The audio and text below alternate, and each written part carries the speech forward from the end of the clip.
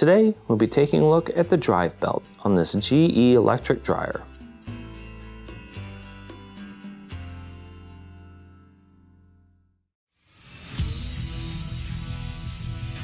Be sure to visit ApplianceVideo.com, where you will find thousands of repair videos on the latest technology. And for a limited time, you can save big on an annual membership and take advantage of all of our premium benefits. ApplianceVideo.com. Do it right the first time. Stop. Before beginning any repair, always be sure to disconnect the power to the appliance. It is also recommended to test the outlet for the proper voltage. You will need the following tools to complete this repair. We've accessed the rear of the unit, and to begin, we must first lift the console here. It's held on by 2 1/4-inch screws.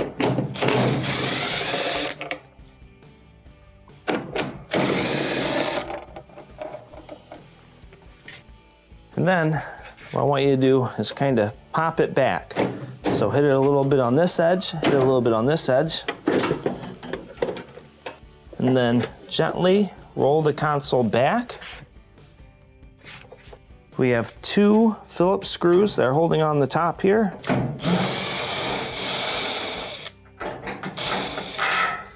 Take this one off.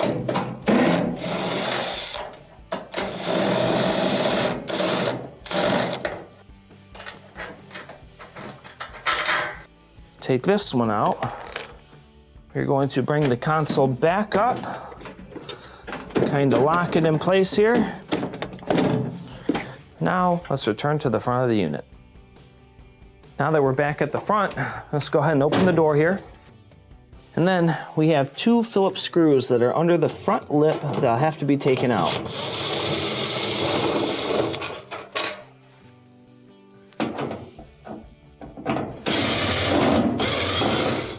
Take this second one out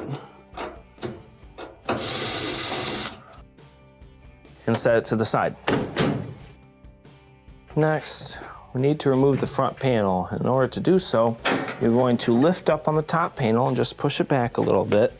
And then underneath, we have 2 1/4-inch screws, one here and here, that have to be taken out.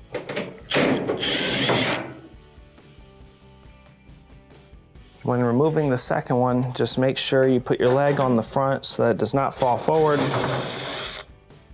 Remove the screw. Then we're going to pull the front forward a little bit, disconnect the light Molex, drop it down. Inside we have 2 more Molexes. You have this one here that have to be pinched and disconnected. Move this plastic back and get on the underside and remove this other Molex.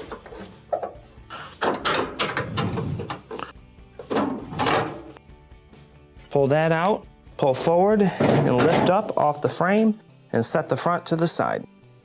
Now that we have the front removed, we can start to remove your belt. Now, the main reason why you would need to remove or replace this part would be A, if it's broken and the unit will not start, or B, it could be damaged and it's making noise while it's spinning. A lot of times you can lift the top and do a good visual inspection with the belt and see if it's damaged and it needs to be replaced. And of course, if it's broken, it will need to be replaced as well. Now, in order to replace the belt, if it's still intact, we'll have to reach in, pull back on the idler arm here, remove the belt from the motor, and gently let your idler go back. We will start to slide the belt forward.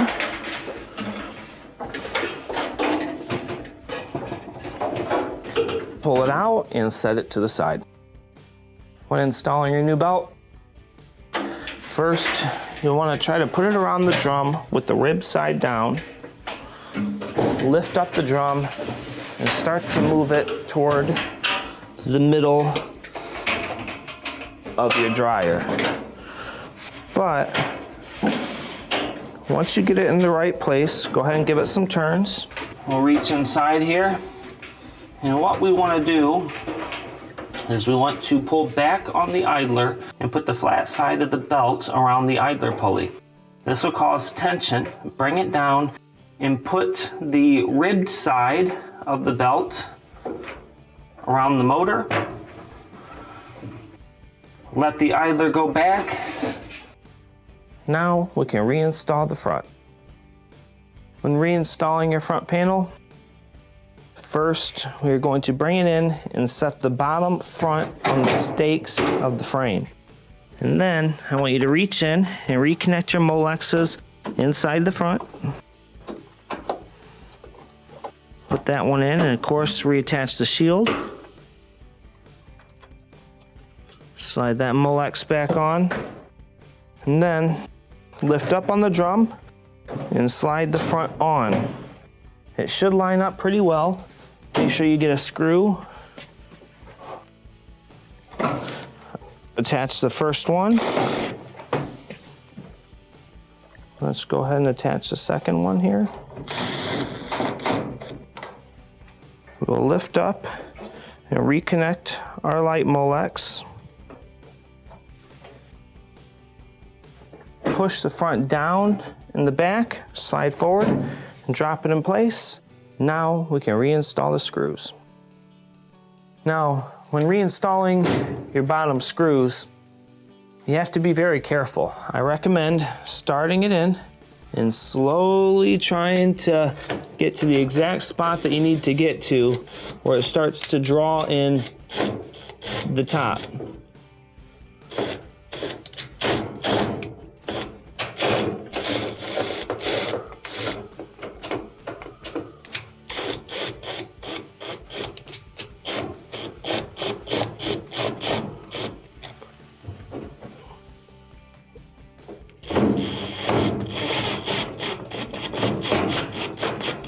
Once we get one side lined up, let's start to do the same to the other side.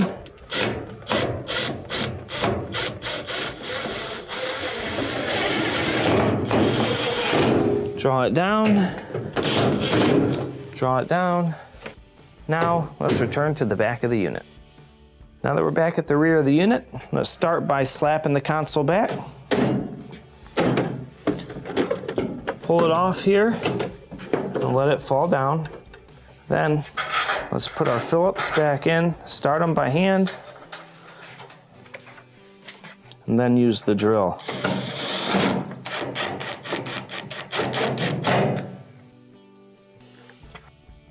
Let's look inside, put the other one in, tighten it up.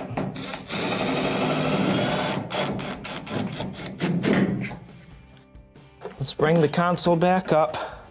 And now when we're doing this, since this fell out, let's slide back in our wire holder. Bring the console up, reattach it and slide it forward. Let's reinstall the two rear 1/4" screws.